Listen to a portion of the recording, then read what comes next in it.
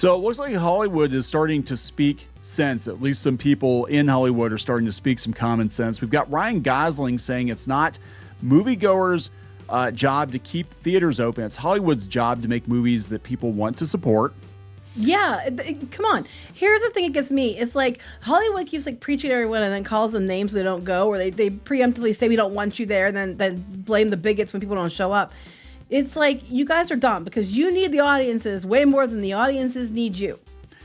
And then on the other hand, we have Josh Duhamel, who's coming out and saying that, hey, just because you have a platform doesn't mean you have to get political with it. Just, keep your opinions to yourself, make entertainment for everybody. It doesn't make sense to alienate potentially half of your audience, especially now.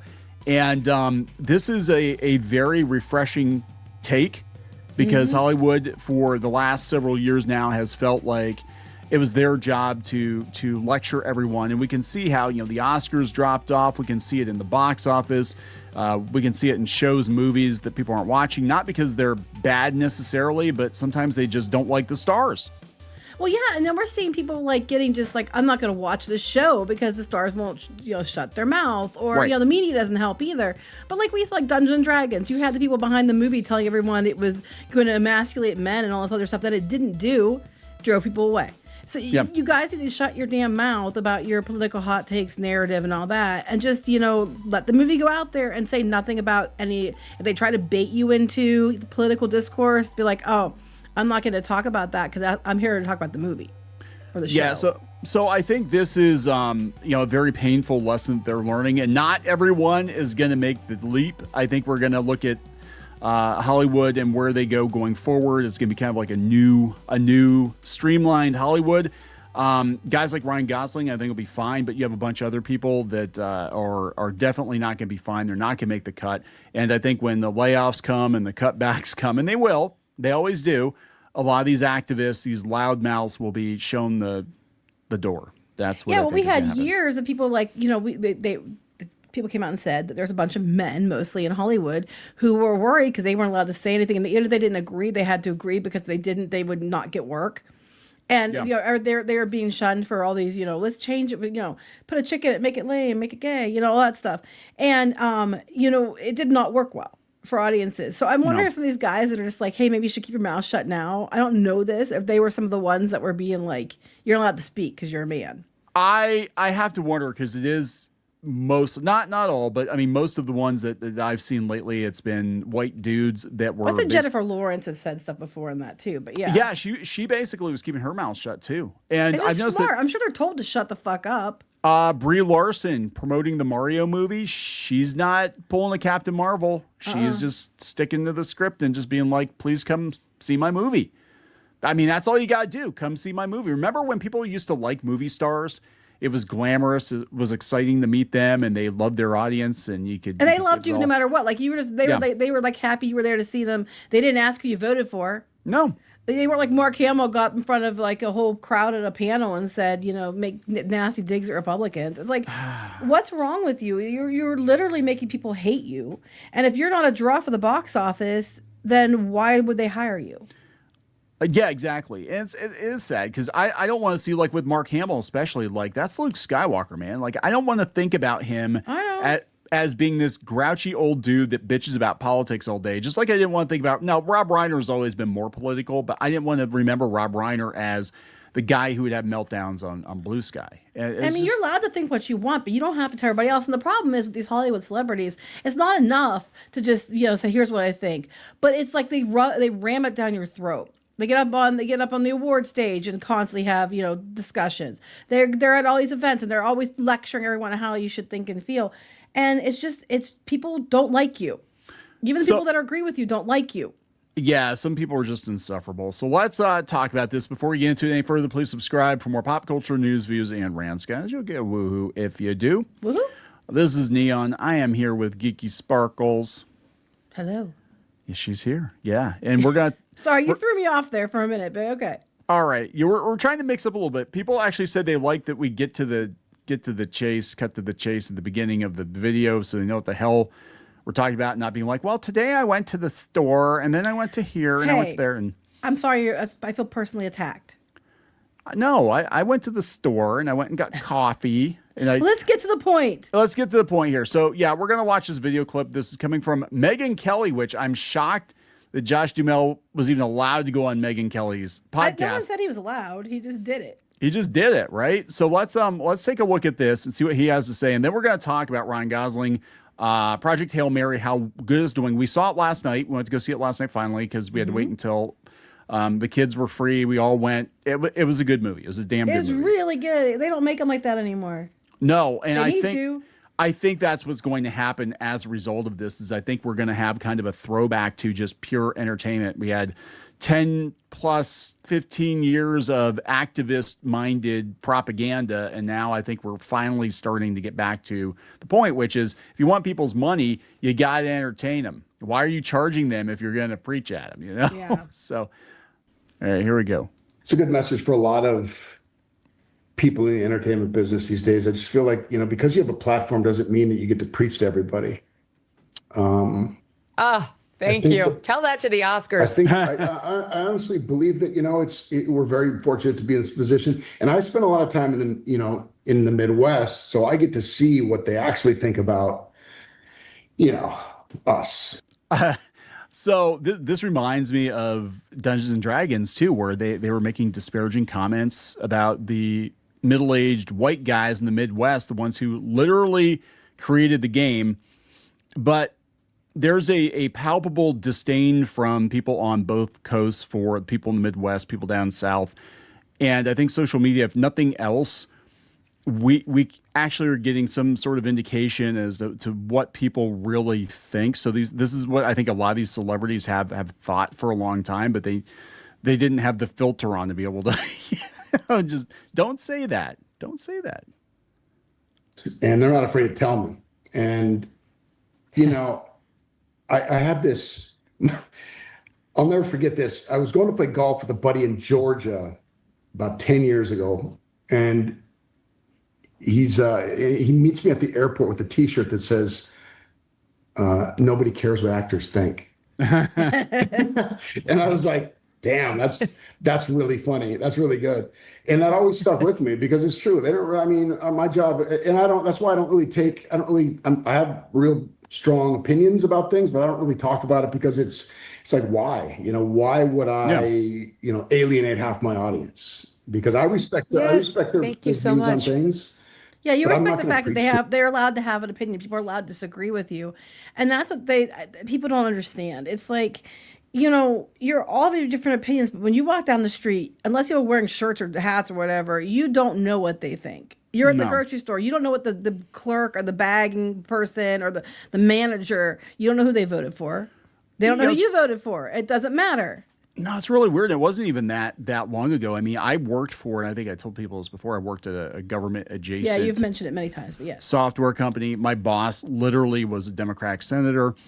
We had Democrats and Republicans working there. I couldn't tell you who was who. Because it wasn't important to your job. Yeah.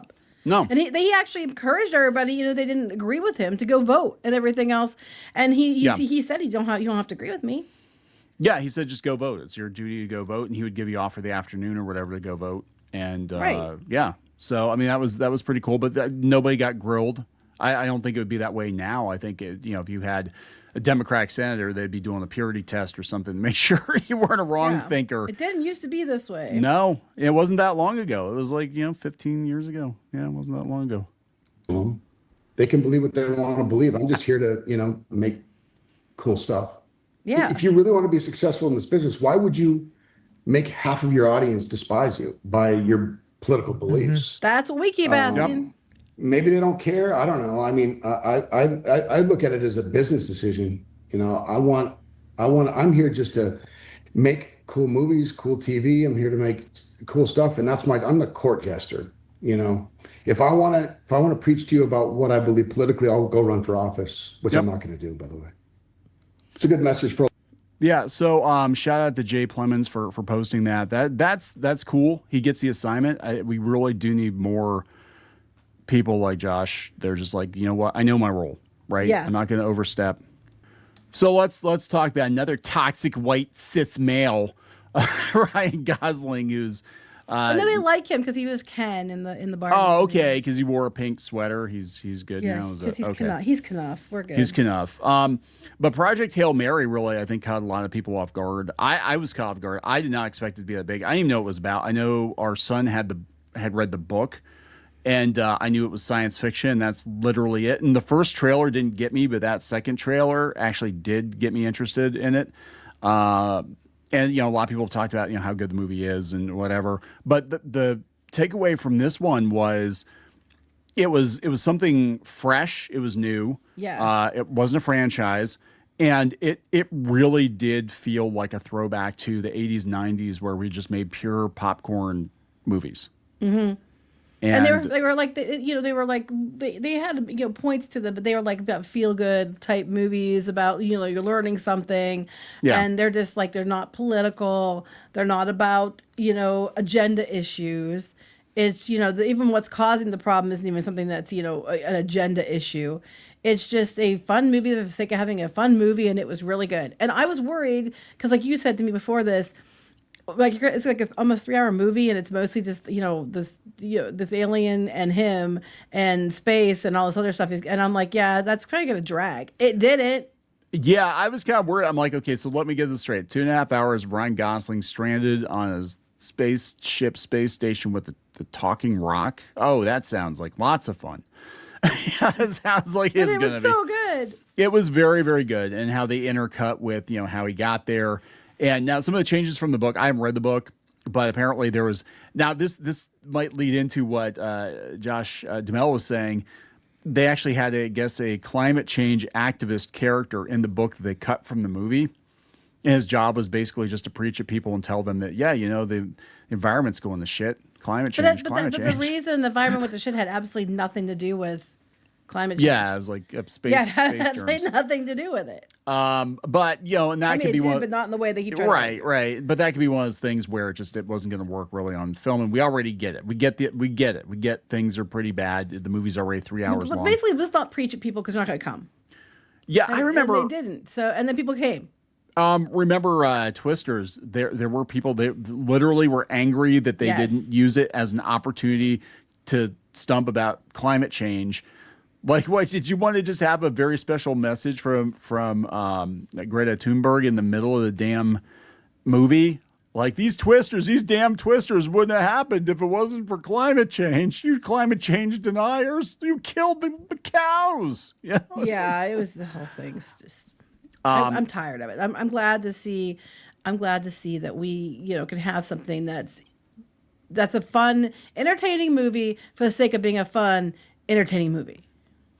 Yeah, so that's the thing. It's like, and we need to go back to that, and I think we're going to go back to that. I think it kind of feels like, I know the movie itself kind of had an 80s vibe to it, but there have been a lot of movies lately that have been like a breath of fresh air, and I think we're kind of going to go back to that because people are burnt out on sequels. They're burnt out on doom and gloom. They're burnt out on Hollywood's bullshit. They're burnt out on Hollywood's bullshit. And remember, the 80s came out of the 70s, and the 70s was like low budget, a lot of like, pensive, thinky movies. And they were very dark movies back then, too. They were very dark movies. That's why Star Wars did so well, because it was like hope as opposed to gritty darkness. As opposed to Nope. Stuck out. Yeah. That's why it stuck out. But like, we need, like, it's time to move on to new things. There are so many new things out there, like this book, that were really, really good.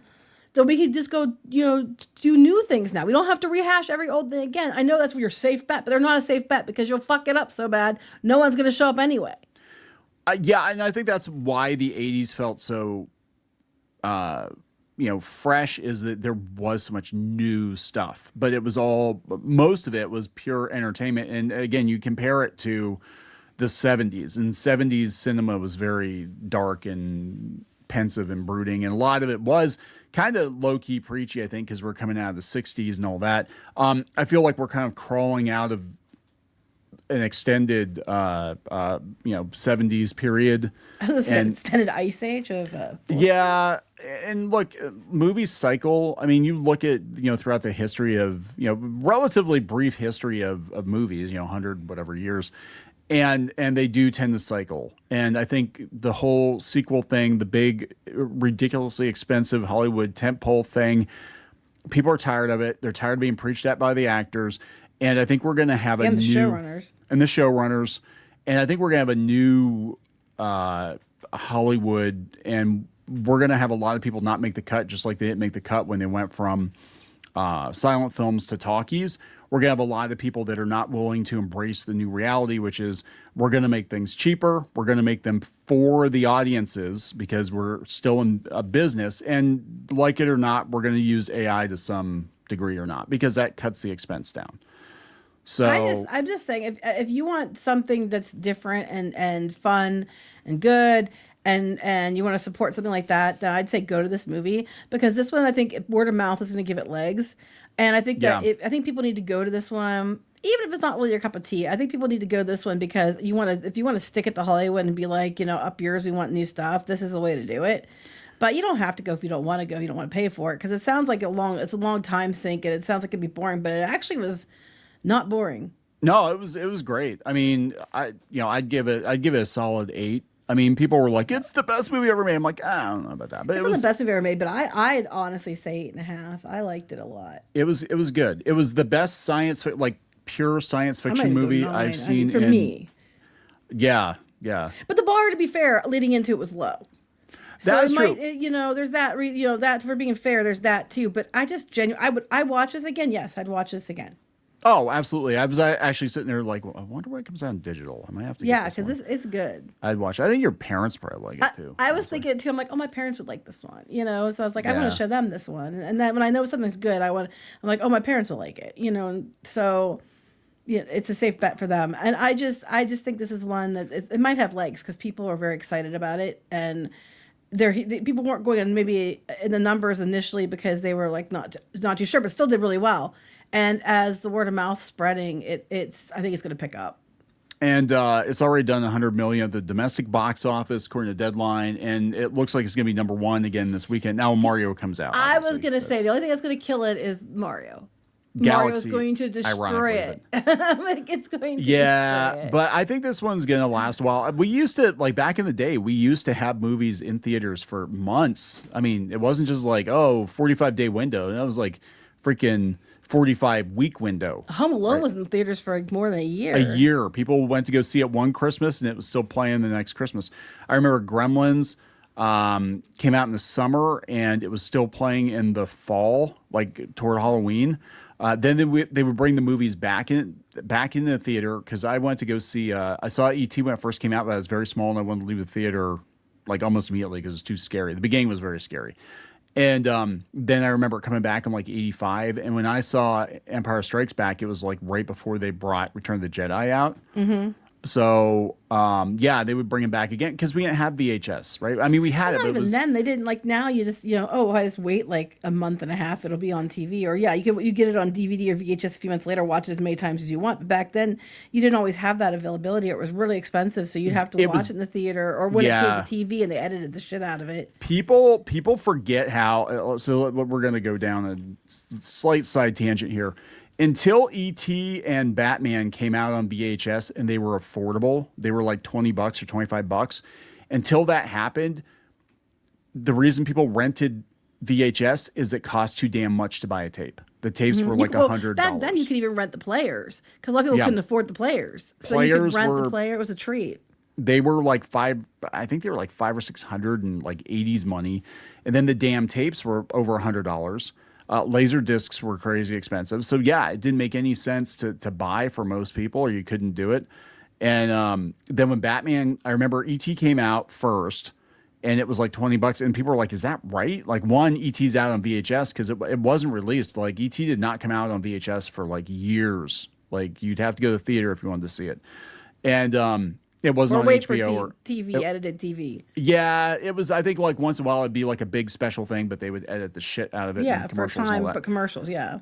But Batman was, I think it was only 6 months after it was in the theater, or it might have been less than that, and that was unheard of. Usually it would take a year for them to get dropped on VHS because they were still playing in the theater, and then it'd be another Yeah, I think it'd be maybe a year to get on like HBO or something like that. So it was a big deal. I remember that being a big deal, and they sold out of Batman like crazy. But you got you kids, you're all spoiled. You're used to instant entertainment. See, back in the day, we all would have gone to see this in the theater because we didn't know when we were going to be able to watch it at home. We didn't know when you wanted we to would see be it. You able had to go or just wait forever. Yep. You'd be jealous because your friends would be talking about it and you'd miss out, and it was like, well, that sucks. But Ghostbusters. I miss Ghostbusters in the theater. I saw that one in the theater. I did not. I had a choice between Back to the Future and My Science Project, and I picked My Science Project because it had dinosaurs in it. I saw Back to the Future in theaters, but My Science Project I'm very familiar with because it used to be on HBO or something like that. Oh, it's not a good movie. It's not. I chose It's poorly. really not. You did. You did. But I was a kid, and my mom was like, "Okay, we're gonna go see a movie this afternoon. You get Back to the Future, My Science Project." And she was like, "I heard really good things about Back to the Future." I'm like, "It's the 1950s. That looks boring. I want to go see the movie with the dinosaur in it." So that's what we did. Anyway. Yeah, you chose poorly. So anyway. Anyway, this one's got Talking Rock, and it's pretty good. So go see it. All right, we're gonna wrap it up. Yep. Please subscribe. We'll talk later. Bye.